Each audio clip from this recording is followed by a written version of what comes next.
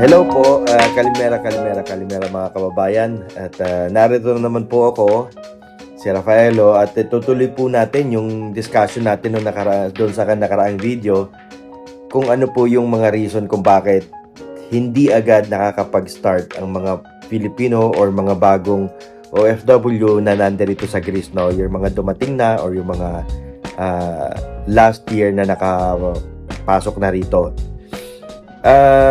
Doon po sa unang video ko, tinalakay ko po doon na kung ano po yung mga unang dahilan kung bakit hindi agad kayo nakahire ng or nakakapagtrabaho sa hotel. Yan nga po ay yung mga papeles pa, no? Lalo doon po sa mga baguhan or yung mga lumipat ng hotel. Yan po, may mga paperworks pa po yan, kaya hindi agad kayo nakahire ng hotel at hindi agad kayo nabibigyan ng trabaho. So, sa video pong ito, didiscuss po natin yung second reason, ano? So, before that, hinihingi ko po sa mga viewers natin or subscribers natin na pakishare po ito sa mga kaibigan nyo na nandito na or yung mga kaibigan nyo na parating pa lang para maging handa sila sa kahaharapin nila pagdating nila dito at para hindi sila mag-worry kung bakit hindi agad sila nakakapagtrabaho, ano?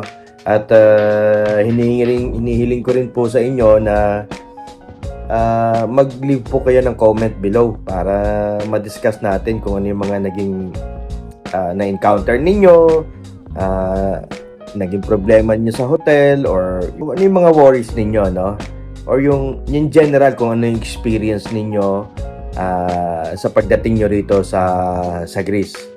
Yun po, inihiling ko po yan doon sa mga subscribers natin na nandito na. At sana po marami pa akong mga subscribers na ma-meet, no? Well, anyway, continue na po natin yung discussion. So, ang season po dito nag-i-start from March, no? Mayroon pong mga hotel na nag-start ng March. April, no? Mag-start ang peak season ng mga second week of May hanggang September. Pagdating ng September, pababa na ulit ang bookings niyan, ano? So, sa unang-unang pagbukas po ng hotel or before pa magkaroon ng guest ang hotel, nagbubukas na po yan. Nagbubukas na para sa mga empleyado, no? Pumapasok na po ang mga empleyado mga 1 week or 2 weeks before na mag-operate ang hotel. So, ang unang-una pong mga pumapasok dyan, no, ay yung mga executive officers, no? Yung mga supervisor ninyo, yung manager, yung mga yung meter, no? Yung in charge sa service, yung mga supervisor ng housekeeping, yung mga executive chef, yan. Sila po ang mga unang-unang pumapasok dyan. Yun po ay para maihanda at mai-organize ang mga pangangailangan ng hotel. Ano ba mga kailangan nila, kung ano yung mga kailangan nilang bilhin, gano'n. Nag-i-inventory po yan sila. Yes, sila po yung mga unang papasok dyan. At tapos, pagkatapos po niyan, tatawagin po ngayon yung mga helpers, no? Para, or yung mga ibang mga kayo, ganon, para tumulong naman po sa paghahanda ng mga or paglilinis ng buong hotel. Mula kusina hanggang sa storeroom, hanggang sa lahat ng rooms ng hotel, lahat po yan kailangan linisin. Pools, ganyan. Lahat po yun i-prepare. So, diyan, mabibigyan kayo ng chance na magtrabaho for 1 or 2 weeks, no? Para ma-prepare yung para malinis yung buong hotel. And then, pag nag-operate na ang hotel at mayroon lang kayong iilang guest, no? Which is normal naman yun pa sa mga hotel, no? Na hindi agad yun fully booked pagbukas ng hotel, pag-operate niya, no?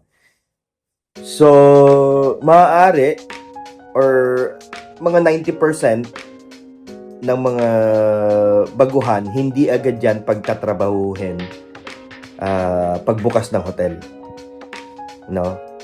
Kasi para maiwasan nila yung over expenses nila or yung kanilang labor expenses.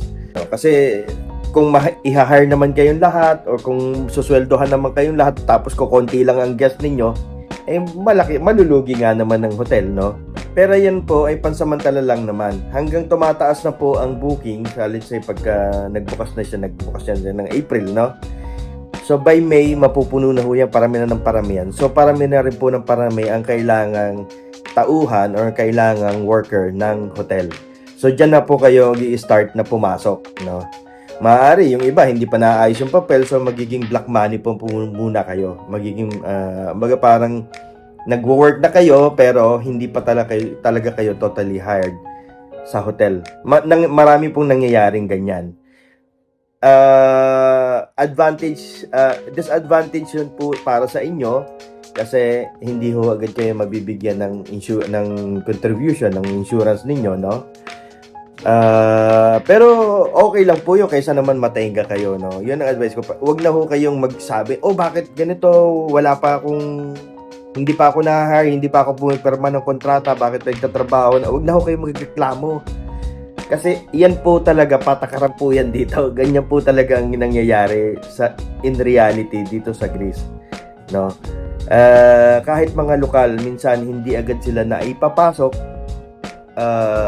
Nagtatrabaho sila for 1 week nang walang insurance, and then later on na-fix naman ho lahat yan. Kaya lang kasi nakikita ko masyadong defensive or sometimes aggressive yung mga Pilipinong bagong dating, na akala nila agad na palibhasa hindi agad sila kakapagperma ng kontrata, parang niloloko na sila agad ng kumpanya, no? Hindi ho ganun yon kasi kadali. Siyempre, hindi lang naman ho kayo ang inaasikaso ng kumpanya. Marami pang mga papeles or marami pang mga kung ano-ano pang inaasikaso. Kaya medyo nadidelay minsan yung pag-hire sa inyo. Ano? Kaya wag po kayong mag-alala. Tapos mapapawi nyo rin po naman yung mga days na tega kayo. Kasi pagdating po ng high season, ng peak season na, pag pumasok na ng June, July, August, hanggang mga katapusan ng, or mga mid September, no? Yan po, talagang bakbakan na po yan. Diyan, halos marami sumusuko dyan sa mga month na yan. Kasi, maaaring hindi na po kayo bigyan ng day off, no? Kung dun po sa kontrata nyo, meron kayong 2 day off, maaaring isa na lang ibigay or maaaring wala pa. So, sa mga buwan po na yan, malaki na po ang pangangailangan ng hotel sa mga workers or sa mga OFW, no? Kaya maaaring hindi na kayo mabigyan ng day off. Pero wag ho kayong mag-alala. Wag ho kayo agad magrereklamo, bakit hindi ako nakakapag-day off. It's your time na para mabawi ninyo yung mga days na hindi kayo nakapasok before or after na mag-open yung hotel, no? Tandaan nyo po yan. Meron po kayong mga days na nawala na before. So, bawiin nyo po dyan pagdating ng peak season. Dyan po kayo kikita. Dahil dyan na po ang maraming guests. Dyan na po kayo makakakuha ng maraming tips. So, pagsikapan nyo, gawin nyo ang inyong obligasyon, ang trabaho ninyo. At for sure, lalaki po ang kita ninyo, no? Kung hindi naman po nasunod yung sinasabi ng mga agency ninyo or yung nakalagay sa kontrata ninyo na 1,200 or something like that, on that period, on that 3 months or 4 months period, makukuha nyo pong lahat yan, baka sobra pa. Sa tips pa lang, kung magaling kayo, ipakita nyo yung na professional kayo, makukuha nyo yan, no? Madali ang pera dito sa pero kailangan paghirapan mo, syempre. Hindi yung patamad-tamad ka tapos mag-i-expect ka ng malaking sweldo, walang ganun. Kailangan paghirapan mo, no? Para makita ng guest or makita ng hotel na you deserve na bigyan ka ng malaking sweldo. Gets nyo? So, yun lamang po. Wag po kayong magpadalos-dalos, wag po kayong mainip kasi wala pa po kayo, bago pa lang po kayo sa Greece. Pagka nag-start na ma-stable na ang lahat, maging stable na ang inyong situation sa permit ninyo, maging stable na ang inyong posisyon sa hotel or sa work ninyo, magiging smooth na po lahat, no? At mas madali po ninyo matutupad ang inyong mga pangarap. Konting tiyaga lang, konting tiis, ganyan po talaga ang namamasukan, ang role ng OFW. Dapat po handa kayo na mag-sacrifice ng time ninyo at effort, no? Dahil po diyan sa pagtitiyaga ninyo, magkakaroon din kayo ng reward later on, no? So, yun lamang po. At ito pong muli, si Rafaelo nagpapaalam mula sa Greece.